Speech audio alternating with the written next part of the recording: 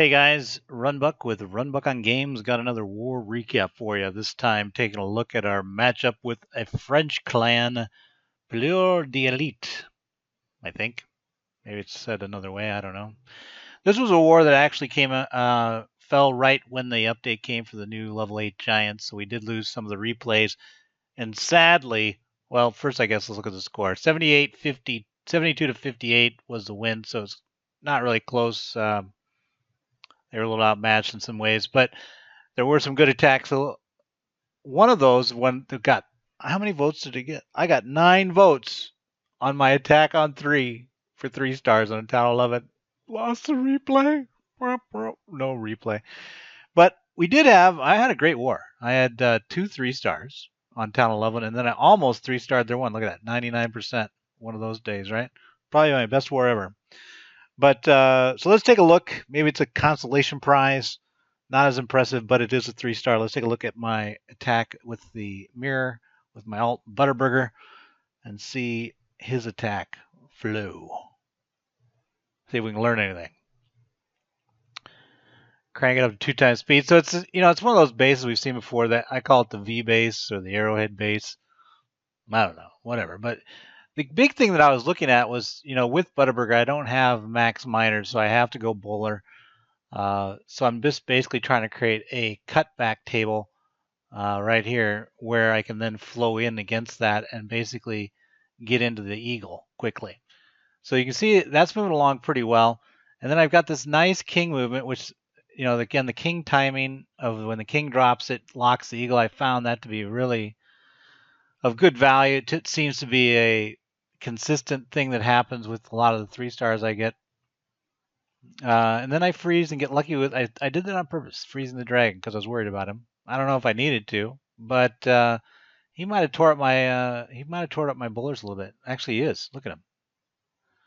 So that's I did not. So that would be one hallmark of 3-star attacks I didn't do, right? Though the 3-starring of or the getting out of the CC prior to doing the charge, that didn't happen. I wonder if I could have. Could I have improved this attack? Because clearly I wasn't all the way there. Let's take a look real quick at the flow and think about the base. So if I'm here, right, I've completed the table. The king is coming. The eagle's firing. And what we want to make sure is that the queen turns a corner and dives, right? And that's the with no R. That's me pondering. I don't know. I don't think there's a way. Could I have triggered? I could have triggered it from the backside. So there you have it. Just a simple hog right here.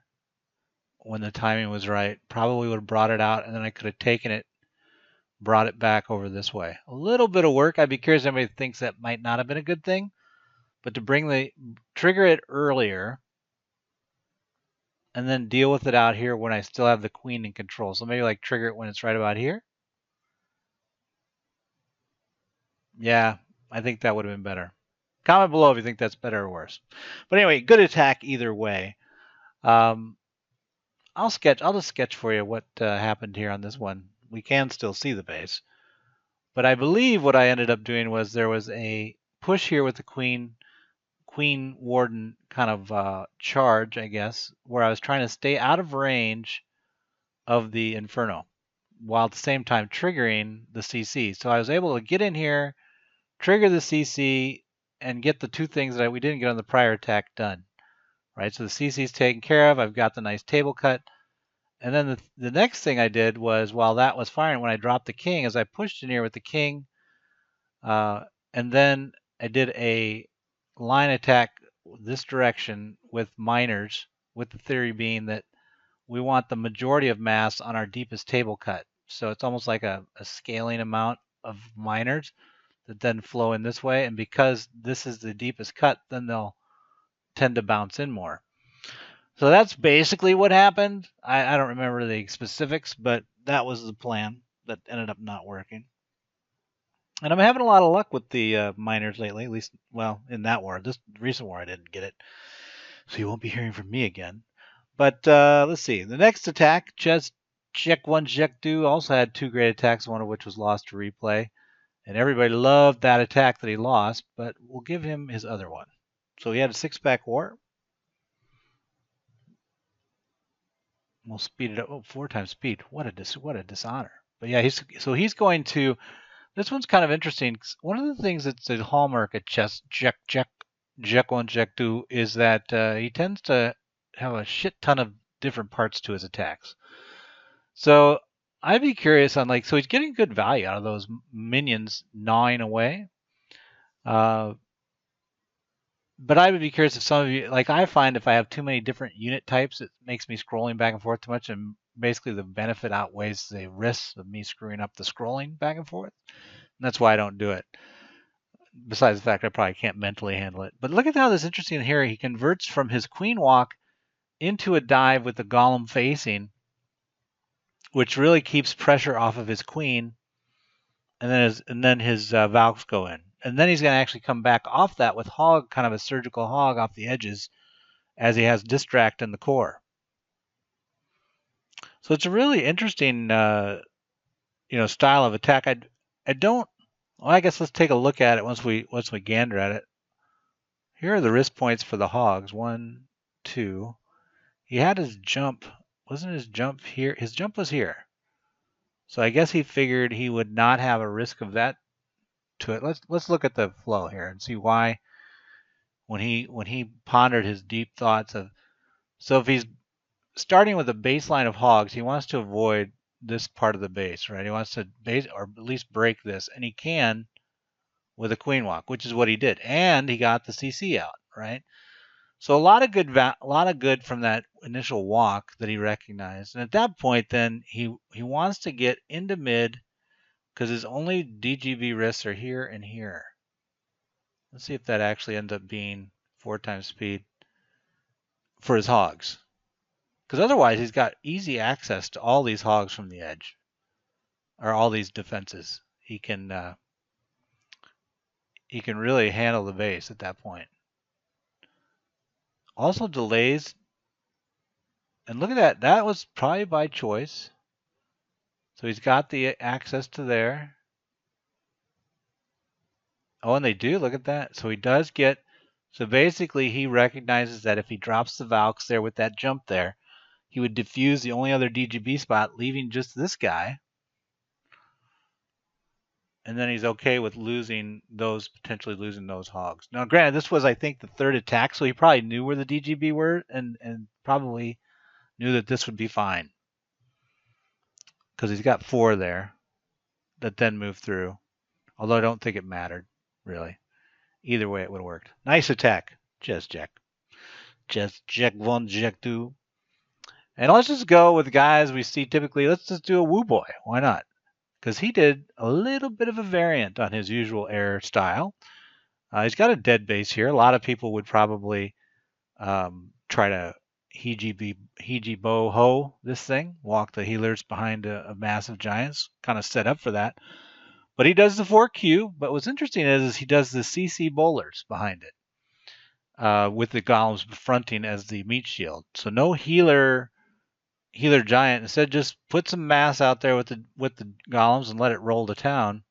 So he had 2 golems that then just kind of hang out while his queen pecks away at different things.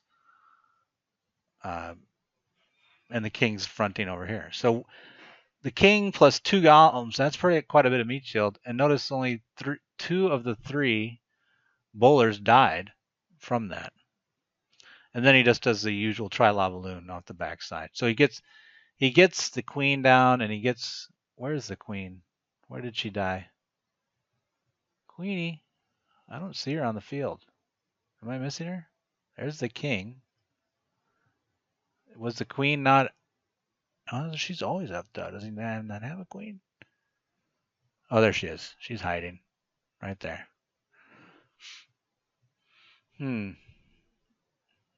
Was that part of his EQ broke this hole? So he had 1 bowler that went in after the queen, I guess. Because that would be my only concern is when he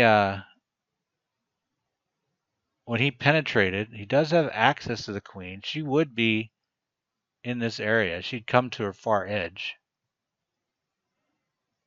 So what's his plan to get her? No, she doesn't. Oh, here she comes. Everybody's in there. Some bowlers. The queen's still up. She's still up. She's still up. She's still up, and she dies at the very end. So that was a bit of a risk. Attacking from the off queen side. Really, he had to get his bowlers and our queen in on her to make it happen. But it worked out. But this one, I would actually think maybe that's... I mean, it worked for air, but I would wonder why not. I would be curious whether or not a healer, a Hijibo Ho, wouldn't be a little stronger on that base. But either way, good base, fun to see. A little variant instead of the usual 4Q 2-go whiz blowing up everything, followed by a try LavaLoon, a little bowler action instead with columns, no healers. And for bonus round, who will we look at? I would say Carlos on 7. Got a vote. I haven't looked at this one. Well, that's A-Boy. Did Carlos hit 7? Carlos hit 6. Maybe A-Boy hit it the second time? Well, A-Boy, you win. Let's take... I think that's a nuke, though, knowing A-Boy. Concrete. Well, let's look at Concrete Panda. There we go. We'll take a look at Concrete Panda. Replay not available. All right, we're looking at this one. I'm tired of bouncing around. It is a Town Hall 11. Town Hall 10. A-Boy, look at you. So A-Boy, one of our old Town Hall 9 workhorses, is starting to come around at Town Hall 10. 4 times speed. So he has some nice cuts, gets the trigger from the king, and then he does some minor deploy. Moves Rasp. Oh, and look at the wizards just take down that dragon, so they're not going to mess with him. And he just blows through with that kind of dead core. He kind of blows through it all lickety-split. That one might be worth watching again. Kind of understand. So how many miners did he have? Okay, so 46 miners and 1 golem.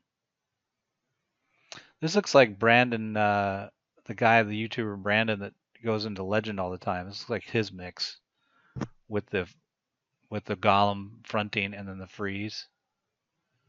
Yeah, because see, the golem basically takes damage so that the miner's initial penetration are not under fire, right? Oh, and then he uses a jump to get it in even deeper. Okay. But see, here come the miners themselves. Is that golem still up? Let's see. I think so. No, it's down now. And at that point, we've got 2 poisons going. And then just a heal. So the big thing was getting that 1 Inferno down early. And then moving to the backside where he used to freeze.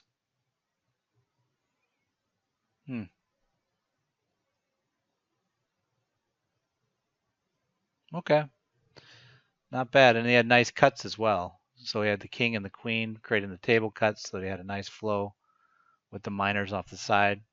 So he got the miners into the core and then let them spread. That's the other big thing. But either way, good attack. So there are your 3 plus a bonus. Hope it helps, and we'll be coming back to you here in a little bit, maybe with an arranged war. We're trying to get matched up. Not the next one, but the one after that you see. Talk to you guys later. What am I going to do? My clan sucks. Hey, it's JTJ. I think that's an all-out attack. No, it's the legendary JTJU. JTJU.